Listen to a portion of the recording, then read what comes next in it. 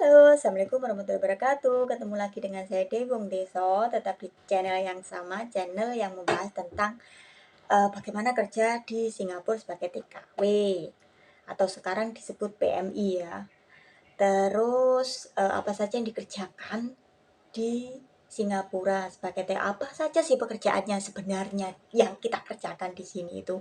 Terus apa saja persyaratan untuk bisa bekerja di Singapura sebagai TKW atau PMI? Terus eh, kebetulan di video kali ini saya membahas tentang ada teman-teman online yang bertanya kepada saya, Mbak, kalau calling visa itu kita dapat pesangon apa tidak dari pihak agensi. Nah, kebetulan yang pertama saya berangkat itu lewat PT, lewat sponsor, itu dapat pesangon. Zaman dulu itu 1,5 juta itu lewat PT ya dulu ya. Tetapi yang berangkat yang ini saya calling visa. Jadi calling visa itu saya telepon langsung ke pihak agensi Singapura untuk bekerja di sini. Terus sudah sepakat bagaimana pekerjaannya, jobnya apa, sudah deal, nanti pihak Singapura yang kabari orang kepercayaannya di Indonesia untuk mengurus surat-surat saya. Nah, kalau kalau calling visa itu kita urus sendiri. Artinya kalau kita contoh medikal ya. Medikal itu kita pergi ke sebuah rumah sakit itu sendiri, atau klinik itu sendiri, tetapi biaya mereka yang bayar ya. Jadinya kita tinggal datang sendiri, tidak ada yang ngantar, datang sendiri, terus daftar, terus um, medikal, ya tinggal pulang, besok ambil sendiri data-datanya ya. Nah, tetapi kalau lewat PT kan tidak, lewat PT itu semuanya PT yang ngatur, PT yang ngantar, kita kemana, urus apa, PT yang semuanya PT yang urus, kita tinggal berikan data-data kita, gitu aja. Terus kalau untuk potongan gaji, ini berbeda ya. Kalau untuk calling visa, potongan gaji itu ini tergantung juga dari pihak agensi. Ada yang potongan 3 bulan, ada yang 4 bulan. Kebetulan saya potong gaji 4 bulan untuk yang ini ya.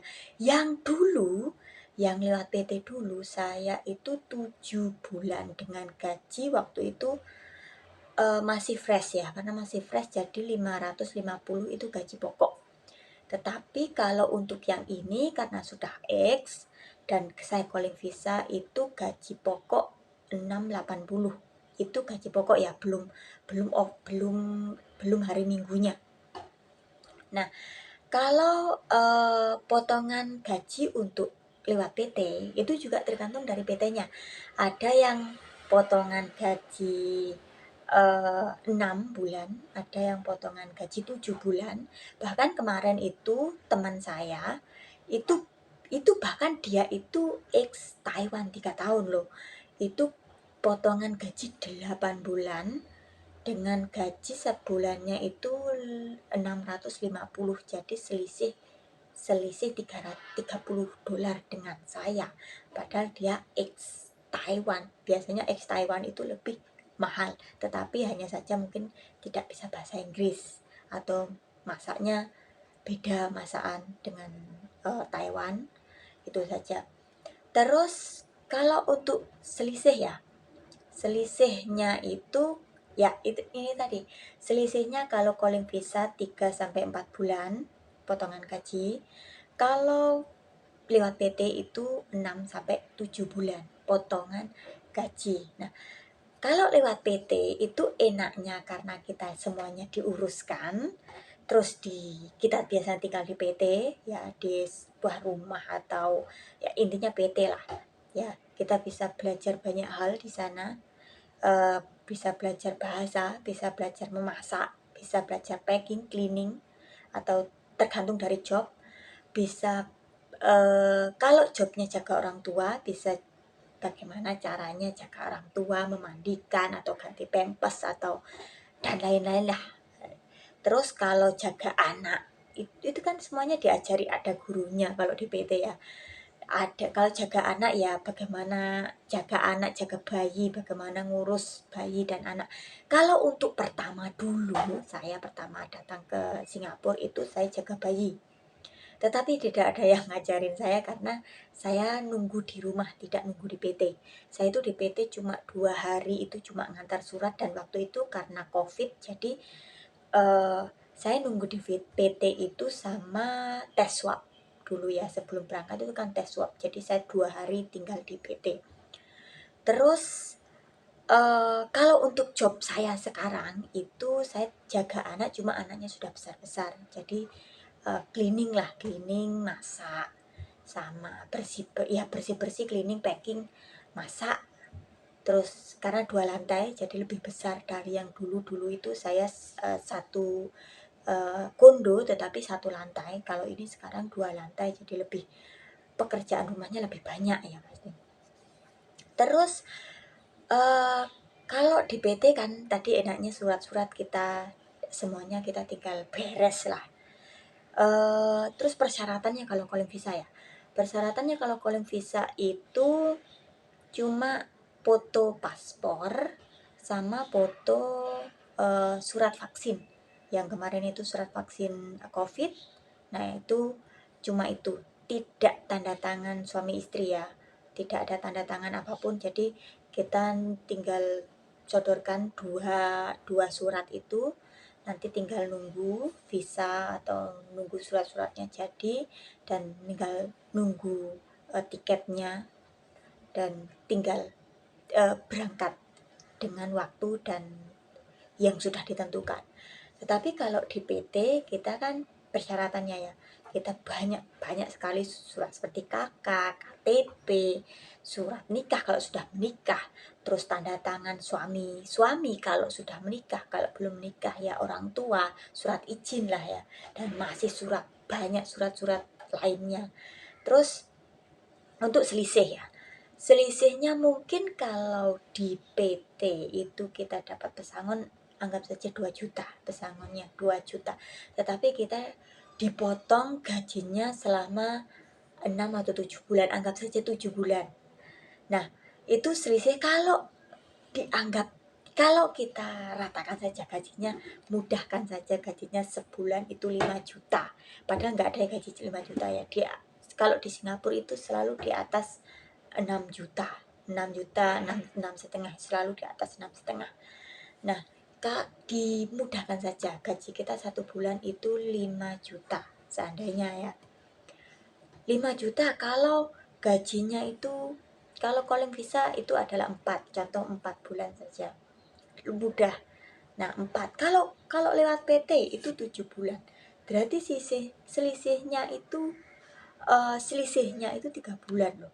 Kalau seandainya gaji kita 5 juta dikali 3 bulan itu sudah 15 juta. Tetapi tanpa pesangon 2 juta itu tadi. Tetapi kalau lewat PT kita kan gaji dikasih pesangon 2 juta, tetapi kita dipotong gaji lebih tinggi atau lebih banyak ya. Jadinya selisihnya kalau saya pilih yang tidak dapat pesangon tetapi lebih sedikit potongan gajinya. 4 bulan sudah dapat gaji full. Sedangkan kalau lewat PT itu gaji kita diberi pesangon 2 juta tetapi nunggu 7 bulan atau sampai ada yang 8 bulan itu baru punya gaji full. Nah, tetapi keuntungan dan juga ada untung dan ada mudah dan sulitnya juga kan. Jadi kalau di PT kita diajari semuanya, kita diurus semuanya, dipermudah intinya. Tetapi kalau calling visa kita urus sendiri, belajar sendiri. Nah, itu tadi pengalaman saya tentang calling visa dan selisihnya bagaimana. Enaknya tergantung dari mbak-mbak semuanya, tergantung enaknya itu gimana. Tetapi kebanyakan yang calling visa ya tidak, calling visa itu kebanyakan dilakukan oleh X yang sudah tahu bahasanya, sudah tahu pekerjaannya, sudah tahu ya bagaimana kondisi di sini gitu loh. Jadi apalagi majikan, calon majikan itu kalau calling visa itu mereka akan memilih yang X karena mereka sudah tahu nggak usah ngajarin lagi. Adalah ngajarin tetapi tidak banyak. Tetapi kalau fresh, mereka ambil fresh untuk calling visa, kebanyakan nggak ada yang kebanyakan bukannya nggak ada ya, kebanyakan tidak mau karena sudah calling visa tetapi masih ngajarin bahasa, masih ngajarin semuanya, jadi terlalu sulit. Jadi itu tadi enak dan tidaknya eh, ada poin plus dan minusnya, semuanya ada. Jadi tergantung dari kita bagaimana eh, kita mengambil keputusan gitu loh. Jadi pengalaman dari saya itu tadi tentang calling visa. Semoga bermanfaat bagi semuanya. Jangan lupa subscribe, like, share, dan komen. Bye bye.